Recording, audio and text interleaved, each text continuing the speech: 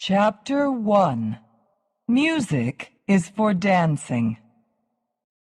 One day, in a big house in Brussels, Belgium, a man took his daughter in his arms. Little Audrey Hepburn looked up and saw some beautiful lights above her. They were as white as snow. She remembered those lights all her life. She always loved the color white. She saw white and remembered her father. Then she felt safe and warm. Audrey Kathleen van Hemstra Hepburn Ruston was born in Brussels on May 4th, 1929. Her mother, Baroness Ella van Hemstra, was Dutch. Her father, Joseph, was half English, half Irish. He worked for many companies and made a lot of money. Young Audrey enjoyed reading and loved animals and birds. But her greatest love was music. "What's music?" Audrey asked her mother one day. "It's for dancing," her mother answered.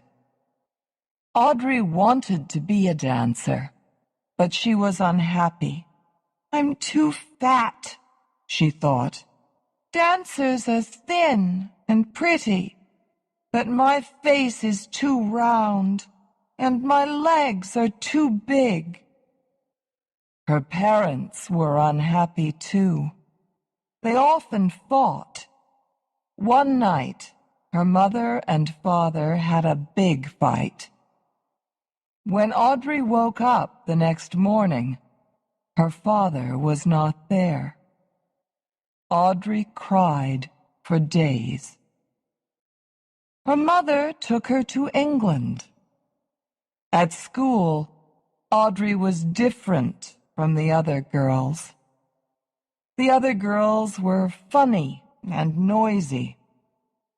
They enjoyed sports and talked about their fathers. Audrey was quiet and sad. Her English was not good, and she hated sports. She did not talk to anybody about her father. But slowly, Audrey began to make some friends. Then, suddenly, in 1939, her mother took her away from England. She could not say goodbye to her school friends. There was no time. "Why are we leaving?" Audrey asked. "There's going to be a war," her mother told her. "We're going to Holland. You'll be safe there." Audrey lived with her mother and two half-brothers in the Dutch town of Arnhem. She became more and more interested in dancing. At the age of 10, she wanted to be a world-famous ballet dancer. But one morning, Audrey's mother came into her bedroom. "Wake up," she told her daughter. "It's war." In the early days of the war, Audrey did not leave school or stop dancing. Then, one day, the Germans sent everybody out of the town. Outside in the country, there was very little food. Audrey and her family had to dig vegetables in the winter from the hard ground. When the war finished, Audrey was very thin and weak. People from the United Nations came to Arnhem and gave the children milk, sugar, and chocolate. Audrey never forgot them. Chapter 2. A Little Sun in Her Eyes. Audrey and her mother moved to Amsterdam after the war. Her mother became a cook. She was not rich, but she paid for Audrey's dancing lessons. Audrey had the best dancing teacher in Holland. Then, when she was 17, she had a small part in a travel movie. The director loved her happy face. He said, "A little sun is shining in her eyes." In 1948, Audrey and her mother moved to London. Her mother worked in a flower store. Friends gave them some money, and Audrey went to the Ballet Rambert. This was the most important ballet school in London. Audrey worked hard at her dancing. She had no time for boyfriends, but one day the ballet school told her, "I'm sorry, but you'll never be a famous dancer. You're too tall." Audrey was sad. But then something happened. It changed her life. Somebody remembered her from the ballet school and gave her a small part in a big London musical. 3,000 girls tried to get the part, but the producers wanted Audrey. She quickly found jobs in other musicals. Everybody liked this thin girl with the pretty face and wide smile. "I was not a great dancer," Audrey remembered later. "I threw up my arms and smiled, that's all." When Audrey was 20, her photo was in many magazines. She had small parts in 3 cheap movies, and she was a cigarette girl in the famous movie The Lavender Hill Mob, 1951. One evening, she went to a party and met a rich Englishman. James Hansen fell in love with Audrey. He wanted to marry her and take her to his home in the north of England. Audrey loved him, too. He was strong and rich, and she felt safe with him. But there was one big problem. She wanted to be in movies and the theater, too. "I don't want to get married now," she told him. "Let's wait." In 1951, Audrey had a small part in the movie Monte Carlo Baby, so she went to the south of France. The famous French writer Colette was in the south of France, too. She wanted to find a girl for the Broadway musical of her book, Gigi. When she saw Audrey, with her thin arms and legs, long dark hair, and big pretty eyes, she said, "She is Gigi, half woman, half boy. Wonderful!" Audrey was excited, but nervous. "I can't do that," she told the great writer. "I'm a dancer, not an actor." But Colette did not listen. She called New York and said, "Stop looking for Gigi. She is here." Chapter 3. Roman Holiday. Audrey was wonderful in Gigi, but she did not get too excited. "After Gigi, I'm going to marry James Hansen," she told the newspapers. But then something happened, and James had to wait again. A Hollywood movie producer remembered Audrey from one of her early English movies. He wanted her to be a princess in a big new movie, Roman Holiday. Audrey could not say no. After she finished Gigi, she flew to Rome. The most important actor in the movie was Gregory Peck, and Audrey was nervous. This was her first big movie, and Gregory Peck was world famous. Maybe he won't like me, she thought. But she was wrong. He was nice to her and helped her. It was the hottest summer in Rome for years, and the work was not easy. But Audrey was happy and friendly with the other actors. Everybody liked her. Roman Holiday opened in London on August 20th, 1953. In the movie, Audrey is a princess, but she does not wear expensive clothes or eat in expensive restaurants. She wants to see Rome and eat ice cream in the street.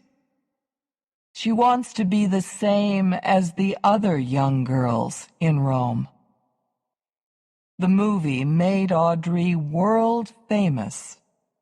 Young girls everywhere wanted to dress in the same way as her. Now she wanted to be in movies all the time.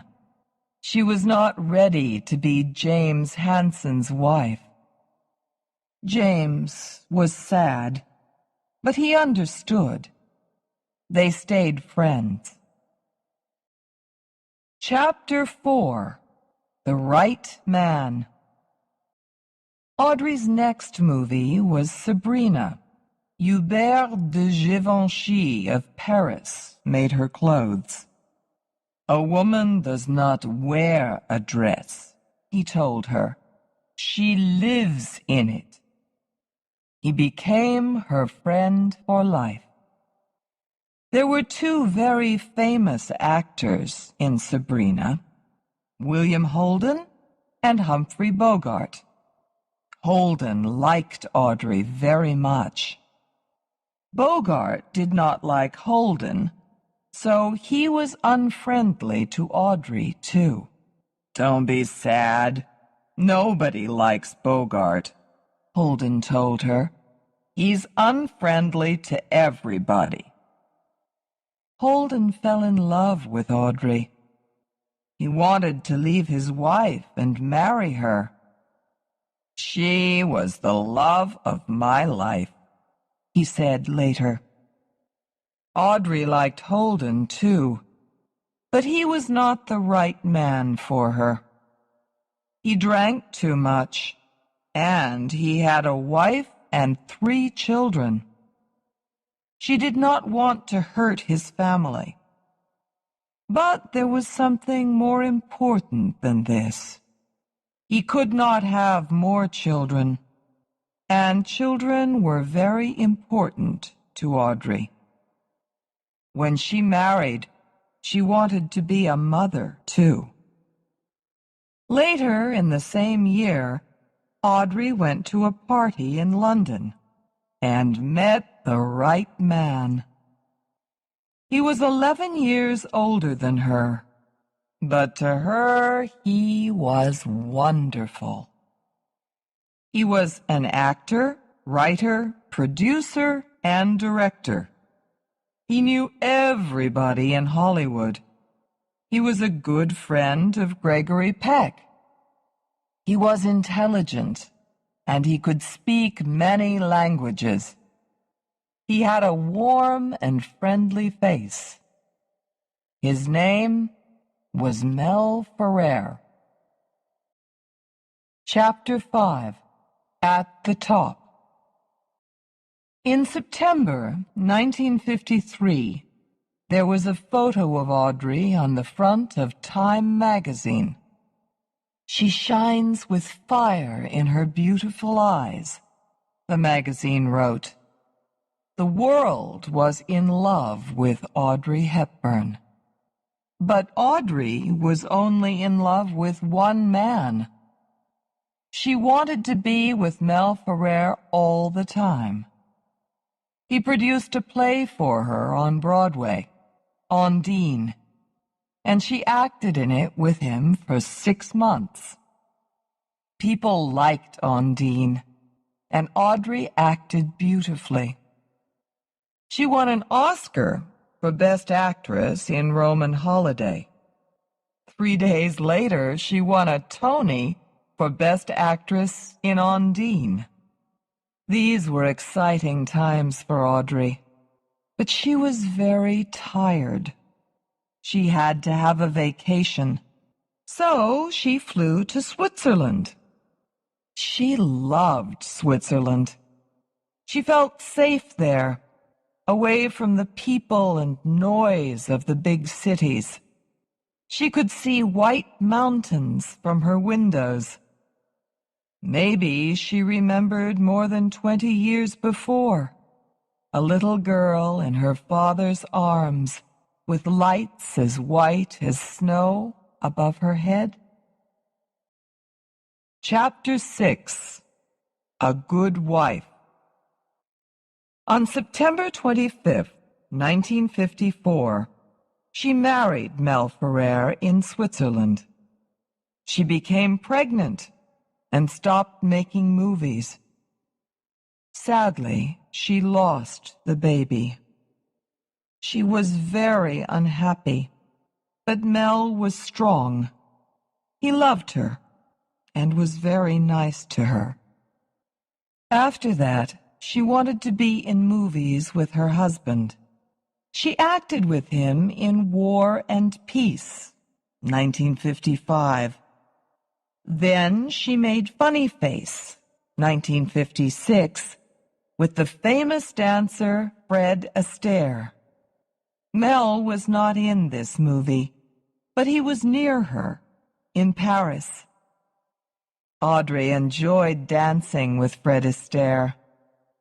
It was a happy musical with beautiful clothes by Givenchy. In 1956, Audrey made another movie in Paris, Love in the Afternoon, with Gary Cooper. This time, Mel could not be near her. He was in the United States, so he sent her a new friend, a little dog. Audrey loved the dog. She took him everywhere and gave him the name Mr. Famous. The next year, 1957, Audrey did not make any movies. Mel worked in Spain and Mexico, and Audrey went with him. She cooked for him and helped him with his work. A lot of people in Hollywood were angry with Mel and did not like him. To them, he was her boss more than her husband. They wanted more movies with Audrey in them. But Audrey was happy. It was, maybe, the happiest time of her married life. She had no telephone. She was away from everybody and near Mel. This was important to her, because next year, she thought, I'm going to work in Africa without him. Chapter 7. I Won't Be Stupid Again. Audrey went to Africa in January 1958 with her dog and began work on The Nun's Story. It was very different from her other movies. There was no love story, no music, there were no funny conversations, and no Givenchy clothes. In the movie, Audrey was a nun, Sister Luke, and she had to wear nun's clothes. The camera could only see her mouth and eyes, but she was more than a pretty face. She was a great actress, too, and people loved her. But great actresses sometimes make mistakes. When Audrey came back to the United States, she was a bird girl in green mansions. It was her worst movie. People laughed at it, and this made Audrey sad. She was sad because she made the movie for love. Mel was the director, and he never directed a Hollywood movie again. This was a bad time for Audrey. After Green Mansions, she became pregnant again. Mel wanted her to stay at home, but she went to Mexico. In the middle of the movie The Unforgiven, she had an accident. She fell off a horse and lost her baby for the second time. Mel was nice to her, and Audrey felt very bad. "I'm sorry," she said to him. "I won't be stupid again." Some time later, Alfred Hitchcock, the famous director, wanted Audrey to be in his next movie, a big, expensive Hollywood movie. He sent her the story, and she read it. "What do you think?" Hitchcock asked. "Will you do it?" "I'm sorry," Audrey told him. "I don't like the story. It's not for me." Hitchcock was very angry with her. He made a different, cheap, black-and-white movie with no world-famous actors. "This will be a bad movie," he thought angrily. "It will lose money, and I'll never speak to Audrey Hepburn again." He was wrong about his new movie. Its name was Psycho. But he was right about the second thing. He never spoke to Audrey again. Audrey did not think about Hitchcock very much.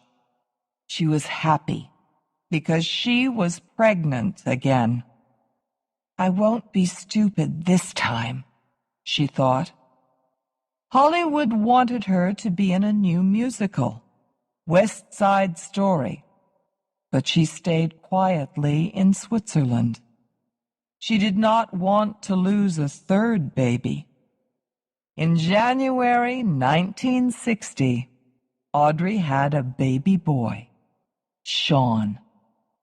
After Sean was born, Audrey stayed at home with him.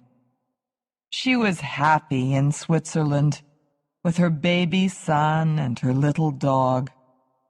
In the day, she went for long walks in the snow. In the evening, she sat by the fire and read.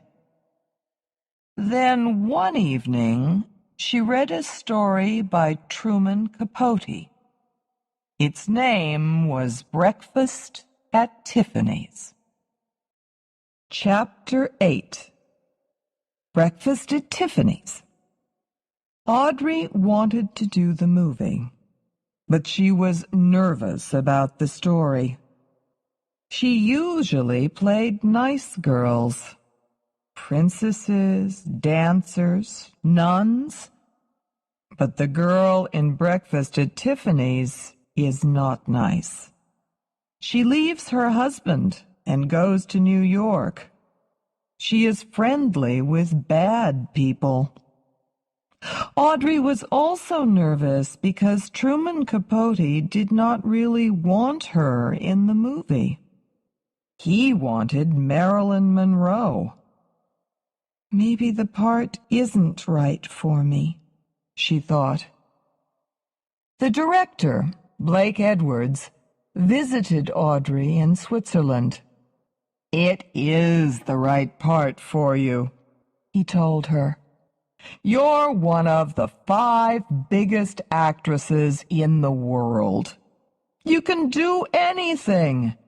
It's time to do something different and dangerous. Yes, Holly's a bad girl, but behind her expensive clothes and dark glasses, she's only a child. Audrey made Breakfast at Tiffany's in New York, and it came to the movie theaters in 1961. She's a European princess. She can't act the part of a poor American horse doctor's wife, some people said. But most people liked the movie very much. In her dark glasses and Givenchy clothes, Audrey was beautiful, crazy, and funny. And they loved her when she sadly sang Moon River at her bedroom window. Chapter 9. Sad Times. Audrey began to have problems after Breakfast at Tiffany's. Mel was not happy. Audrey's becoming more and more famous, he thought. Maybe she doesn't love me. Audrey had other problems, too. She was a school teacher in The Loudest Whisper with Shirley MacLaine, but the movie was not successful. It was boring, people thought. One day her dog, Mr. Famous, ran into the road. A car hit him, and he died. Then, in 1962, she made a very bad movie, Paris When It Sizzles. William Holden was also in the movie. He fell in love with Audrey and Sabrina, and he was in love with her 10 years later. He could not forget her, and he drank. In the evenings, Audrey often went to dinner with her old friend Givenchy. She told him about Mr. Famous and her problems with William Holden. But there's something worse than that, she said sadly. Things are not good with Mel and me. After Paris When It Sizzles, Audrey became happier. She made Charade with Cary Grant, and this was a better movie. It was beautiful and intelligent, funny and exciting. Maybe, she thought, the bad times are at an end. One day, in the winter of 1962, Audrey was at home in Switzerland with her 2-year-old son. Suddenly, she heard the telephone. Audrey answered it. "Are you sitting down?" somebody said from Hollywood. "You are going to be Eliza Doolittle in My Fair Lady." Chapter 10. My Fair Lady. My Fair Lady opened on Broadway in 1956. Rex Harrison was Higgins, and Julie Andrews was Eliza Doolittle. It became the most successful theater musical of all time. Everybody wanted to see the same actors in the movie, but Jack Warner, the producer, had other ideas. He was happy with Rex Harrison, but he wanted a more famous actress for Eliza. He wanted Audrey Hepburn. In the beginning, Rex Harrison was very unfriendly to Audrey because Julie Andrews was not in the movie. He was also unhappy about money. "Why are you paying Audrey $1 million?" he asked the producers angrily. My part is more important, but you're only paying me $250,000. Audrey found an answer to this problem. She bought Rex a red bike, and they became good friends. But she could not buy red bikes for everybody. The newspapers also wanted to see Julie Andrews in the movie. Audrey felt sorry for Julie. But what can I do? She thought. The producers want me, and I really want to be Eliza. I can't say no. Work began in August 1963, and it was not an easy time for Audrey. She had to have singing lessons because she could not sing as well as Julie Andrews. One day, the director said, "I'm sorry, Audrey. We'll have to use a different singer." After this, she was difficult with everybody. She shouted at Mel when he visited her. Everybody on the movie heard their fights. Sometimes, in front of the cameras, she started to cry. My Fair Lady came to the movie theaters in October 1964. The newspapers did not like Audrey's acting in the first half of the movie, but they liked her more in the second half. She was beautiful in her white hats and dresses, and when Professor Higgins hurt her, she acted wonderfully. You could really feel it when she was angry. My Fair Lady won 8 Oscars, but Audrey did not win one. Hollywood felt sorry for Julie Andrews and gave her the Oscar for her part in the Disney musical Mary Poppins. Chapter 11. A Family Home. Audrey left Hollywood as quickly as possible. She wanted to be near Mel, so she moved to Spain with him for 8 months. She wanted to be happy again and to stop fighting. She remembered when she was a child. Her father left her when she was 6 years old.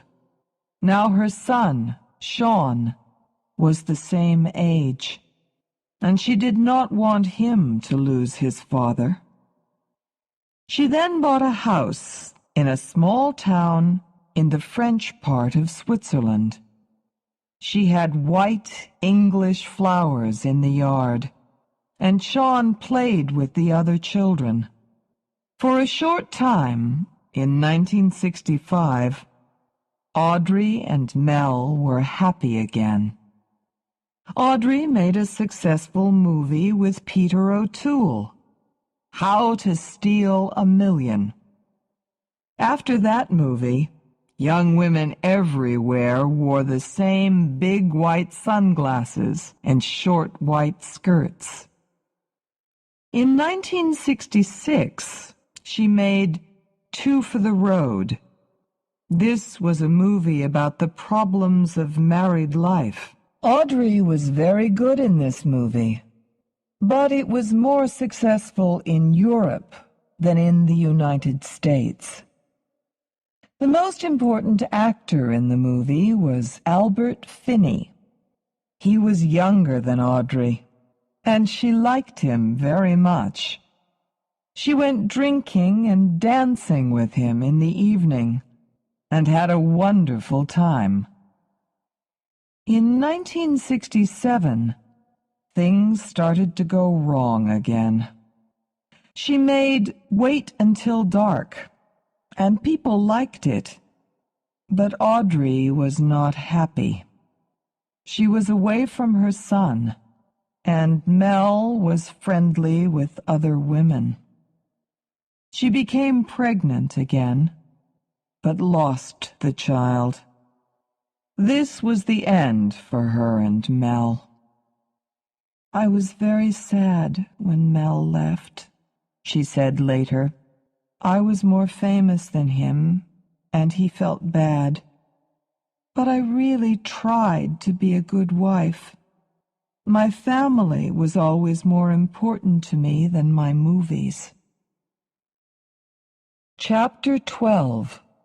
Married Again. In 1969, Audrey married an Italian doctor, Andrea Dotti. He was 10 years younger than her, and he knew her movies. Audrey lived a quiet life in Switzerland and Rome. She had a baby boy, Luca, in 1970, and became interested in her husband's work.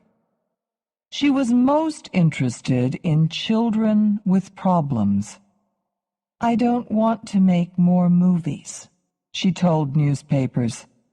"I'm happy as a good wife and mother."